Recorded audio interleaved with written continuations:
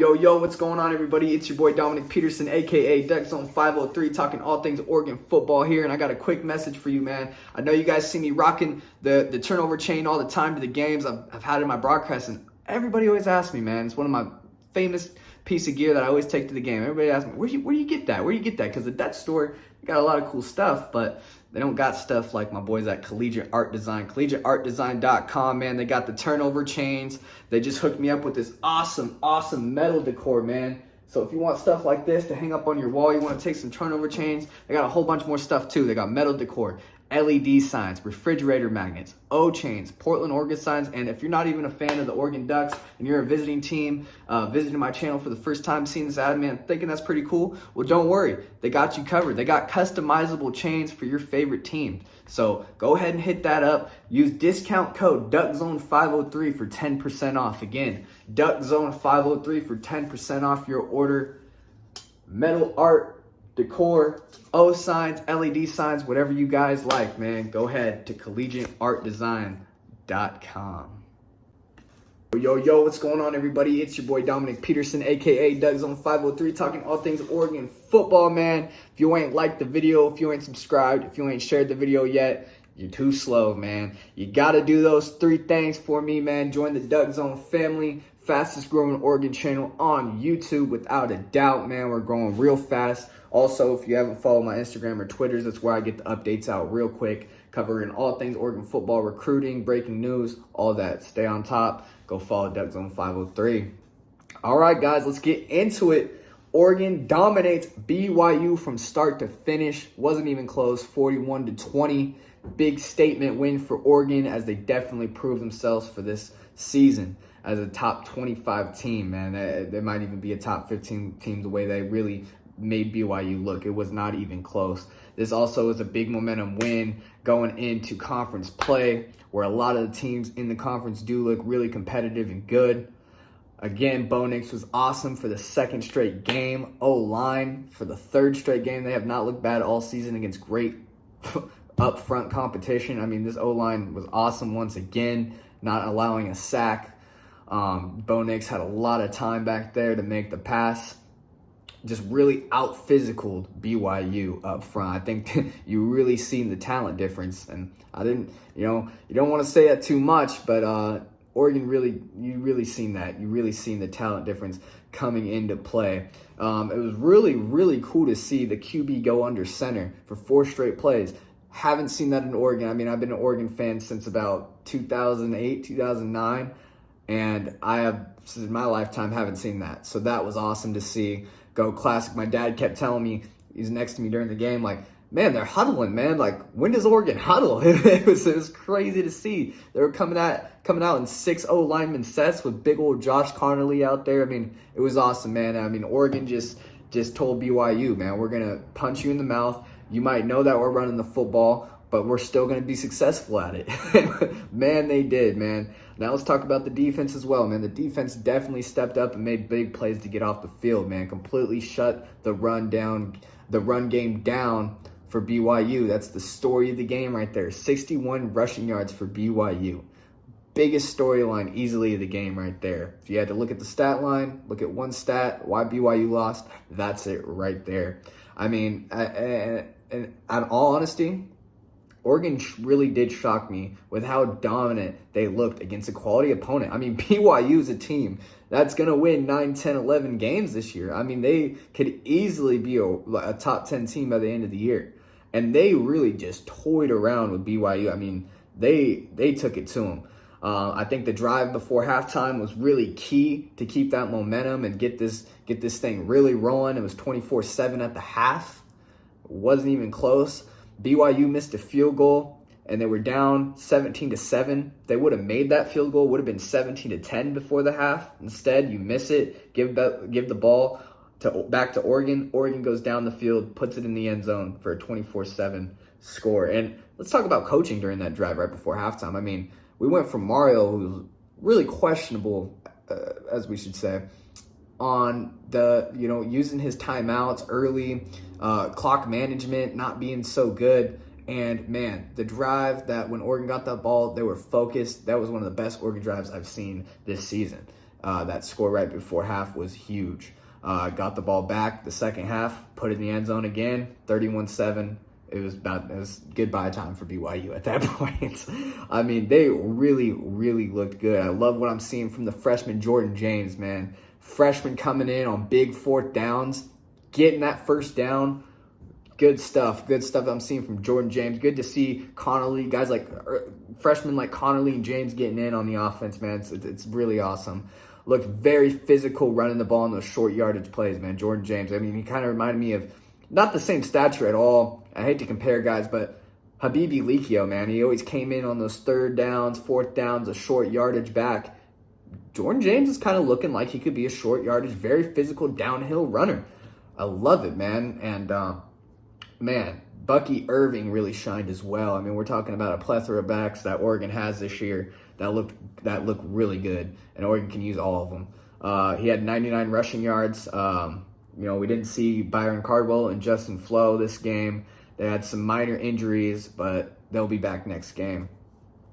Oregon dominated in the run game. BYU didn't. That's the big story of the game. I went to the game as well. Saw all my Duck fans out there. Had a nice tailgate. First tailgate of the season is always nice, man. And, shout out the vlog. If you guys haven't seen the vlog already, man, big time game out there. And, man, I loved every minute of it. Shout out all the BYU fans that came out. Had a few conversations with them, and they were pretty confident this game. Man, it was good. But BYU, you guys had a bad day. So I'm having a new segment. Every time Oregon beats a team, I'm going to go ahead and make a little reel for you guys and have the bad day because you had a bad day song. Cue it. Cause you had a bad day, you take one down, you sing a sad song just to turn it around. You say you don't know, you tell me don't lie, you work on a smile and you go for a ride. You had a bad day, the camera don't lie, you're coming back down and you really don't mind. You had a bad day, you had a bad day. Cause you had a bad day. Oh, man. Hey, shout out BYU fans for coming out. It's always a good trip to come out and see Oregon. I know the game didn't go your way, but there'll be better days for you guys. All right. Deep breath before I get into this. So about my prediction. About my prediction. Yes, I know, Duck fans all around. You have every right to throw some heat my way on Twitter. Some of you guys took it too far where I had to hit that block button. A little bit going too far on it. But go ahead and give me some heat. I deserve it all. I got the prediction wrong, as many do, right? Okay. I had BYU 37, Oregon 34, in a close back and forth in a game that would come down the last minute. That's what I had predicted, okay? That's what I had thought.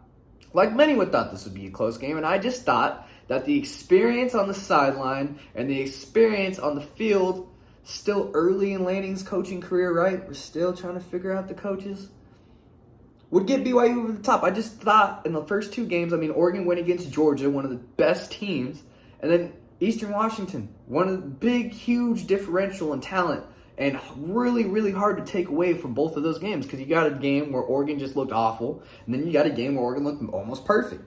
And then they're both against really out of this world, another planet competition, which we're pretty much seeing. And then against lower FCS competition that you should beat like that. So it was just really hard to take away. It was really hard to form an opinion on Oregon. They were 0-4 against ranked opponents. They were averaging 245 yards of offense or less, averaging 7 points a game against the last four ranked opponents. I mean, I just didn't know how proven Oregon was. BYU went 23-4 in the last 2 years. Since 2020, they only lost 4 games. They returned 86% of that roster that came back that from the beating 5-0, going 5-0 against the Pac-12. So there was a lot of outrage. I get it when I made my pick. And yes, I look dumb and stupid when Oregon blows them out of the water. Yeah, I get it. But for some of you guys, okay, I don't need that type of heat. For some of you guys. Now, a lot of you guys, it's okay. Throw me a little message there. Ha ha ha, it's great. But some of you guys just took it too far with the name calling stuff. I mean, that's how you get blocked. I'm not gonna deal with that. back to being nice. But look, man, most college football experts picked BYU to win this game, okay? The ESPN fan vote had 70% for BYU. Up until that game, Oregon was on a 4-game losing streak against ranked opponents, and BYU just looked really good. They just came off a quality win against Baylor, a Baylor team that beat Iowa State by 20 points. Baylor was supposed to lose that game according to ESPN, and they went in and just dominated. BYU beat Baylor. And, I mean, this was just a veteran team coming in. But, I was wrong. I was completely wrong, and that's okay. It's okay to be wrong sometimes, and I can admit that. And at the end of this, proved two things. How good Oregon is, okay? Oregon is a damn good team. Should be top 15 in the nation. And they had a dominant win. 2 dominant wins. They had a dominant win 70-14 over EWU, Eastern Washington, right? And now they just put it on a number 12 BYU team that was 38-7, kind of let them back into it late there for a 41-20 victory. But it was 38-7 heading into the fourth. This wasn't a game. And they put it on them. I mean, this BYU team is good.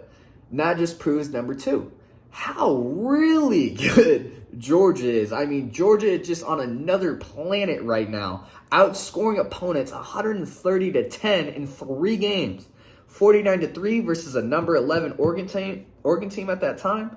33-0 against Samford, which is kind of sad that Samford had a better result than Oregon, but we ain't going to talk about that. 48-7 against South Carolina this past week.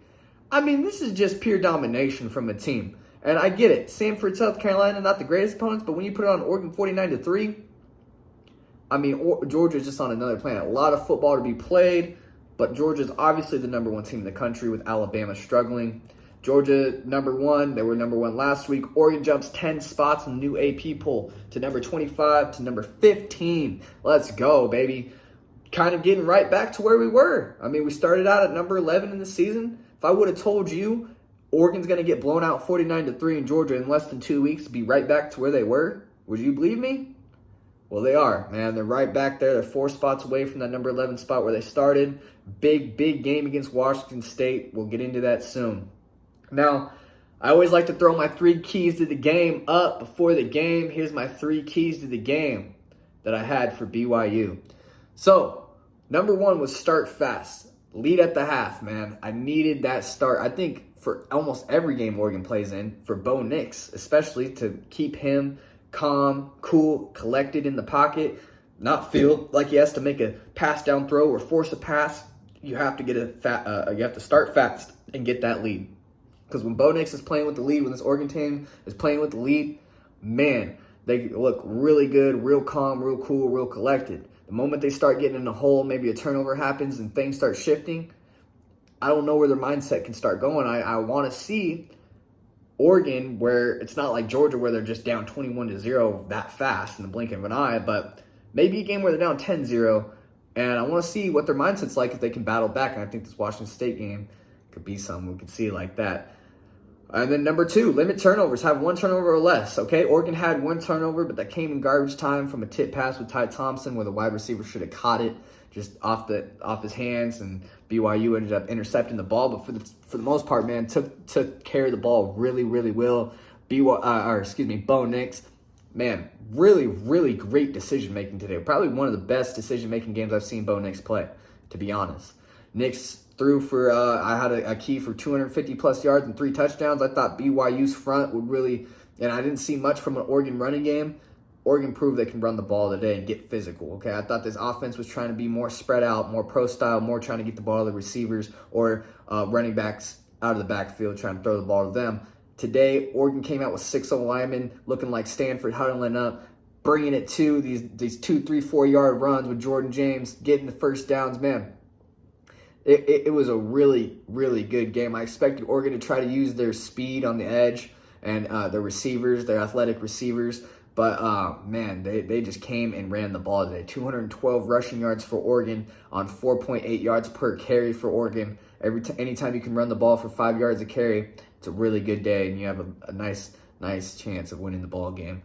Nick's stat line, he went 13 for 18, 222 yards. He had 2 touchdowns passing, 3 touchdowns rushing, so 5 total touchdowns, man. Just an excellent game. Didn't reach that 250-plus yards passing that I wanted, but didn't need it with the way Oregon was rushing the game, man. Just pushed them around, looked really physical, and created holes by getting to those BYU linebackers and getting to that second line of defense, man. If you watch the film, the Oregon offensive line is really good at getting their initial block and getting to the second line of defense as the running backs get the ball, man.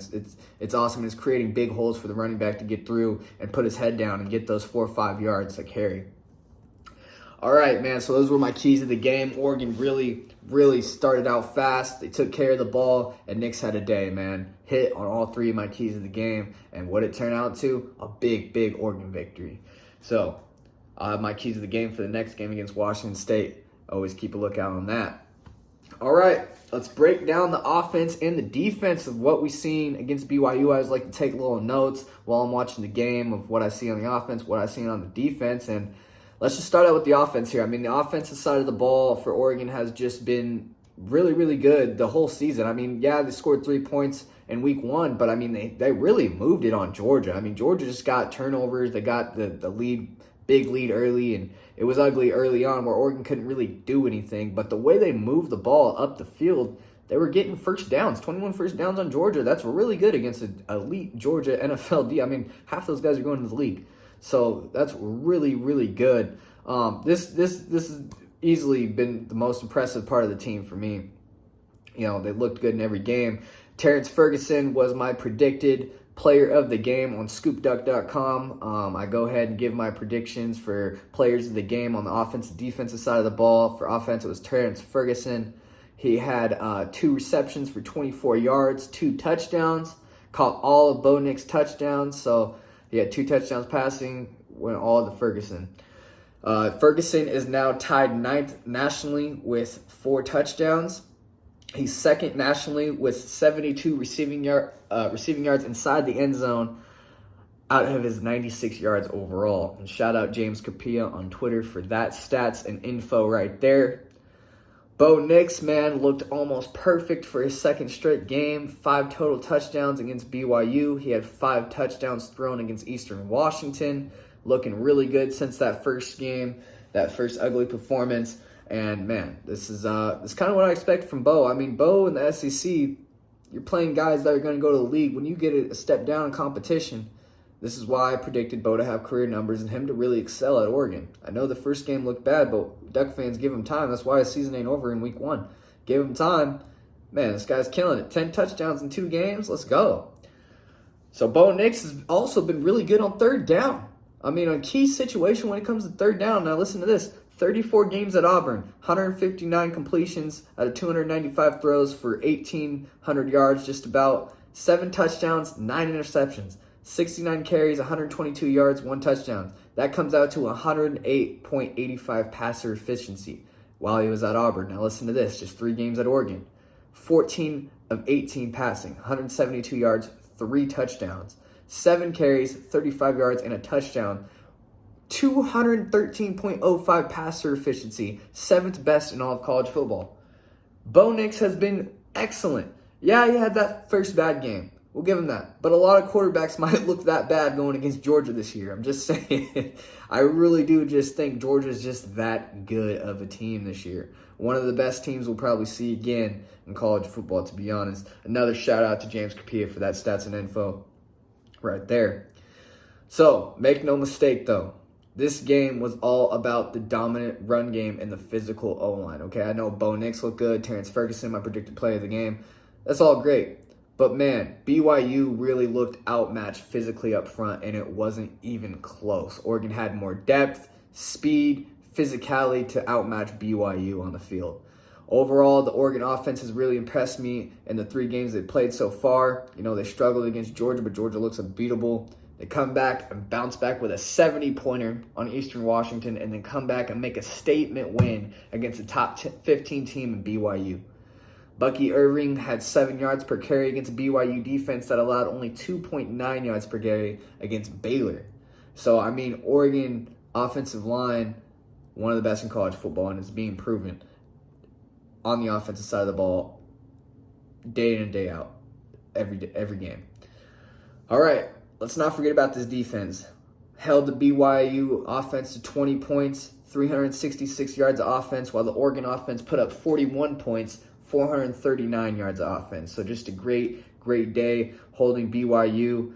Story of the game, like I said, holding BYU to 61 rushing yards. They had 24 carries, okay? So they were trying to run that ball. They were trying to get their run game going. They were only able to get 2.5 yards per carry for 61 yards rushing, man. Held BYU to 0-4 on 4th down. That was big time. They came out the gate. No respect for this defense. Came out the gate.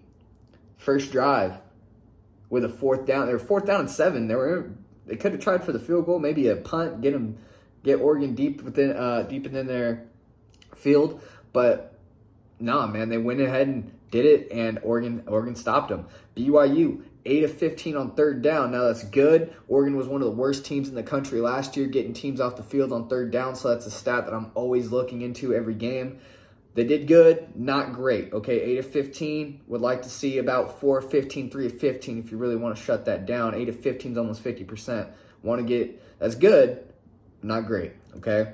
For the defensive side, on scoopduck.com, I had Christian Gonzalez as my predicted player of the game, finished with 2 tackles and 2 key pass deflections. I mean, those pass deflections he had, one over the middle, one to a tight end on the sideline, and man, really, really good coverage from Christian Gonzalez. He's really showing me why he's a first-round pick. Got beat a couple times in that Georgia game, but is bouncing back and really covering guys well. Shut down, everything thrown his way. I still want to see a pass rush get home. I seen a good pass rush at Hall. Good pass rush coming towards Jaron Hall, the BYU quarterback, at times. But BYU is really playing the perimeter games like a lot of the other teams have played Oregon so far in these last 2 games. I mean, all the teams Oregon has played so far have not ran towards Justin Flo and Sewell, trying to. Excuse me. But I had to stop the video real quick. My cat was getting into something he shouldn't have been getting into. You know how it is, cat owners, dog owners, man. They get into things they don't like to get into, man. Hey, shout out Luna Cat, man. Shout out Luna Cat. He's a good boy. All right. So back to the video of what I was explaining. A lot of the offenses that Oregon has been facing this season have been using that perimeter game, trying to get the ball out, screen passes, real quick, not trying to challenge the middle of that Oregon defense, where Oregon has one of the best linebacking corps in the nation with Sewell and Flo. It is important to note that BYU was down 2 of their top receivers with Nakua and Romney out for the game. But Oregon had injuries on the other side as well. Flo was out. Flo's one of the best Oregon players on the team. So, I mean, balance out. And to be honest, when you're down 38-7 heading into the 4th, I mean, can you really argue if those guys were there, it would be that much of a difference? I mean, I'm just saying. Another thing that's important to note, some worries that I got on the defense is who is your number 2 corner, okay? You got Gonzalez, one of the best corners in the Pac-12 that you got from the transfer portal. But Bridges started at that number 2 corner spot and kind of struggled in the first half. I mean, the first pass was really ugly coverage by him. He kind of fell down and let the receiver turn around, catch the ball right off the gate. Bridges also didn't play a lot in the second half. Another thing to note, coaches kind of pulled him, let Manning and Florence play that cornerback number 2 spot, and I think they're trying to find a solid starter for him that can really play there. They got Dante Manning, Triquez Bridges, the freshman Jaleel Florence has been getting snaps at that cornerback 2 spot, so I think the coaches and Duck fans need to kind of have their eye on that and see who's going to come into fruition with that cornerback 2 spot. DJ James was a guy that could have had that role, but he went ahead and transferred back home to Auburn in the spring. DJ James was a solid corner. So I think Oregon's kind of stuck to try to find what they need at DB number 2. Because when they go against teams, and they're not going to go against them unless they make the Pac-12 championship. I know, both teams. But like USC, with talented wide receivers, that could be a problem if you don't have two corners. Yeah, you know BYU had that freshman number 27 out there at wide receiver, is pretty good. But when they put Gonzo on him, who else did BYU have? They didn't really have anybody else to answer the call. Now, when you get a team like USC, Georgia, Ohio State, I mean, you can even say Washington State might have a couple wide receivers out there that can give Oregon problems. You're going to have to find that solid DB number 2 spot, okay? Yeah, so that was my thoughts on the offense and defense right there. Let's get into my final thoughts of the game here. So, number 1, man, Oregon definitely flat out showed me that they could still play football. That's one thing that Kirk Herbstreit said on ESPN Game Day before the game. He's like, man, I think a lot of people forgot that Oregon could play football, and I'll admit, I was one of them, man. I started to question the team against top-tier teams in the country, man. When they go ahead and play the top 10, 12, 15 teams in the country, I mean, Oregon just hasn't looked good in their recent performances, But I think Dan Lanning has this team focused, has his team locked in after a loss to Georgia, and I think Georgia's starting to prove themselves as the best team in the country. I mean, Bama's, you can kind of, I think Bama's the only team that can kind of compete with Georgia at this point.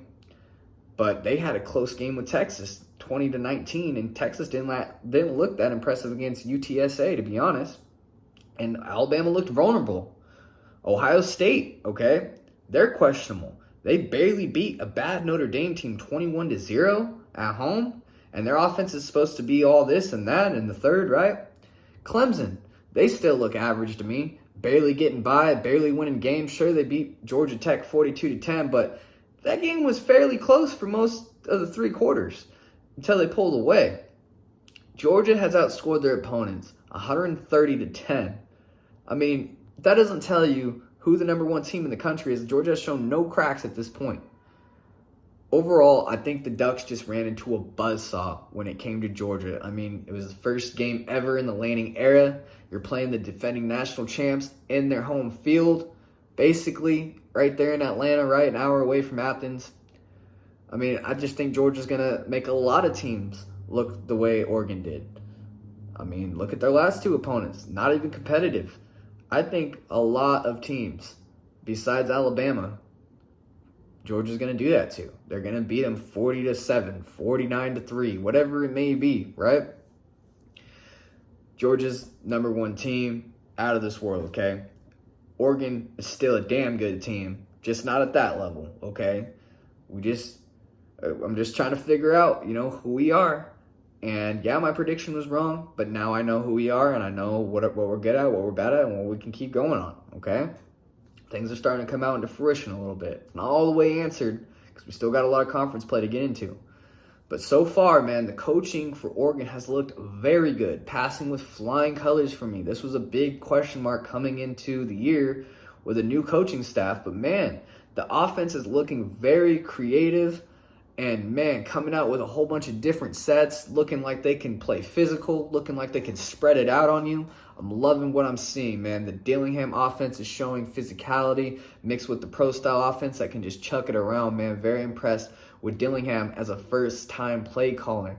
Man, the more play calls he gets, the better he's going to get. The more they get to coach together, the better it's going to get. And I'm really impressed with how good it looks already. I thought with a first-year coaching staff that the team would take a little bit of time, maybe 4, 5, 6 weeks halfway through the season to really get where they're going. But I got to be honest with you, man, Oregon looks like they're clicking right now. Right after that Georgia loss, they were locked in, and that just shows you how well Lanning has his team focused, how well Lanning can get this team to get past a loss, and how well this team is motivated to get better and keep winning. I mean, that 49-3 loss, all the media talking did not get to them one bit. What did they come out and do? 70-point win against Eastern. Big-time top 15 win at home. This is a big injection of confidence heading into conference play. Momentum riding on your side. It's a big test against 3-0 Washington State in Pullman.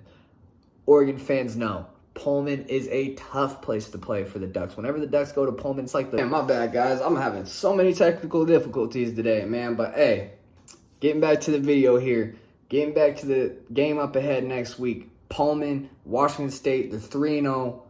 They had a big time win against number 19 Wisconsin on the road, okay? They beat Wisconsin 17-14. Everybody counted them out. Everybody said Wisconsin's too big, too physical, too athletic, whatever it may be. Big Ten, blah, blah, blah. They're on the road. Washington State went out there and did that, okay? And I told you guys, before this season, I predicted Washington State to be second in the North, okay? One of the better teams in the Pac-12. I thought with Cam Ward coming in, with the skill positions they got, they're really motivated with this new coach, Jake Dickert. They got some things to prove, man. The city of Pullman gets up. It's like the Super Bowl whenever Oregon comes to town.